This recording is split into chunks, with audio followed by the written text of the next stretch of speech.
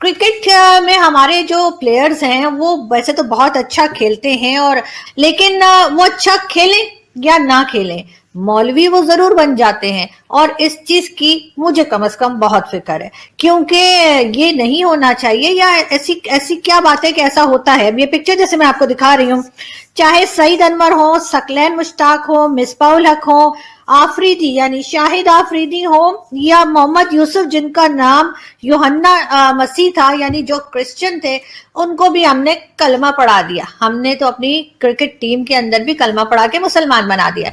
तो सोचने वाली बात यह है कि आखिर हमारे क्रिकेटर्स जो हैं वो क्रिकेट से निकलने के बाद या उसको खेलने के दौरान ही इतने ज्यादा रिलीजियस क्यों हो जाते हैं, इतने ज्यादा जो है वो मौलवी क्यों बन जाते हैं। ये आखिर क्रिकेट टीम है या ये कोई मदरसा है जहां के खिलाड़ी जो हैं वो ग्राउंड में टीम यानी खेल रही है और बीच में नमाज पढ़ना शुरू कर देते हैं कभी कुछ, और उनके कोच जो हैं, जो बेचारा पाकिस्तान का है भी नहीं, जो मुस्लिम है भी नहीं, वो उनको अप्रिशिएट कर रहा था कि जी वाह वाह वाह वाह, मैं तो इनसे बड़ा इंप्रेस हूं, मुझे लगता है कि उसको भी पकड़ के कलमा ना पढ़ा दें। कि ये कोई क्रिकेट टीम है या ये कोई मदरसे के पढ़े हुए लोग आते हैं, या ये असल में एक मदरसा है जहाँ के सारे खिलाड़ियों को हम लंबी लंबी दाढ़ी और अजीब अजीब हुलिये बनाकर घूमते हुए देखते हैं। तो आखिर ये चल क्या रहा है? हमारे क्रिकेट बोर्ड को इस चीज के ऊपर जरूर चेक करना चाहिए कि आखिर ये चल क्या रहा है इनके बीच में। तो खैर, इस तरह के तो यहाँ पे हालात हैं, इस तरह के यहाँ पे लोग बातें करते हैं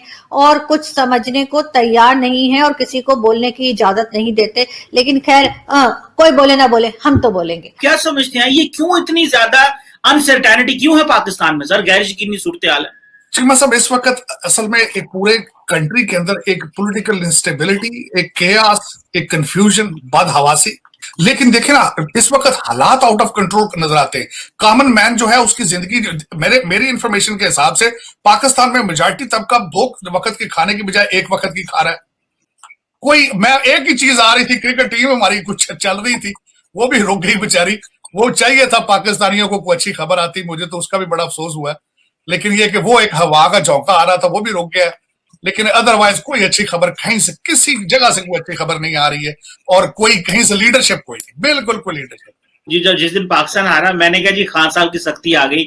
उसकी वजह यह है कि लोगों को 2 दिन क्रिकेट याद रहना था, इतवार तक लोगों को महंगाई भूल जानी थी, मसले भूल जाने थे, लोगों ने नारे मारते रहने थे।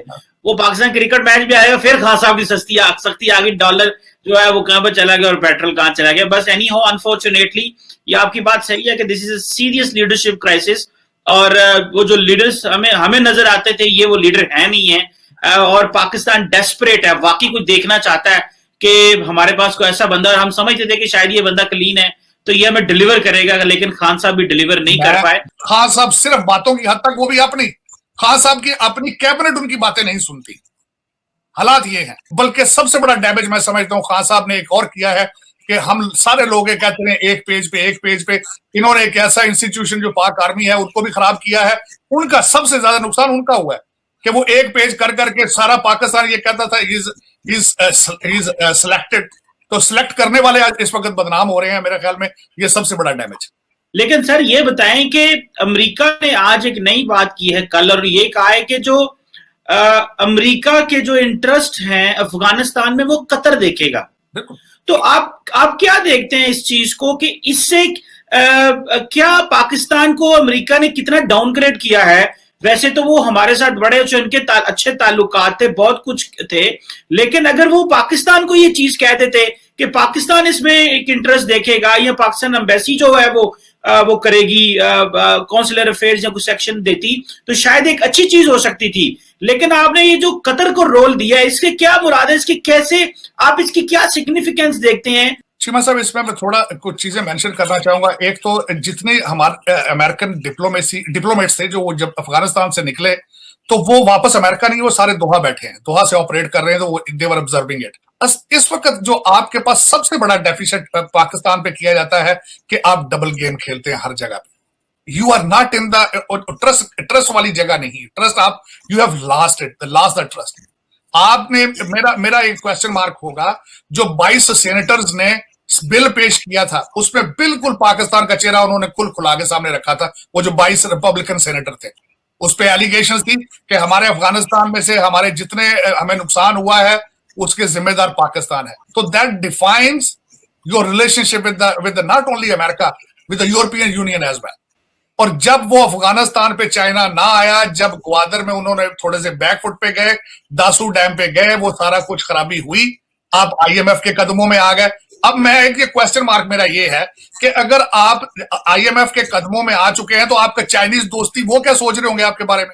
और आपको पता है आपके चाइना के साथ हालात खराब होने की एक जो मेन वजह है वो क्या थी? आपने उनसे दोबारा डेट रिलीफ मांगी थी और उन्होंने रिफ्यूज किया। उसके बाद दासू डैम पे उन्होंने 39 मिलियन मांग रहे हैं, फिर आप उनसे बिजली के लिए पैसा मांग रहे थे, फिर आप रेलवे के लिए पैसा मांग रहे थे। तो ये चीजें दर हकीकत इसमें चीमा साहब आप लीडरशिप का फुकदान है, leadership, sincere leadership. TTP, TLP और सुप्रीम कोर्ट में अगले दिन जो एपीएस का पब्लिक वो आए सारे, it's a huge case, nothing but disappointment, nothing but मायूस।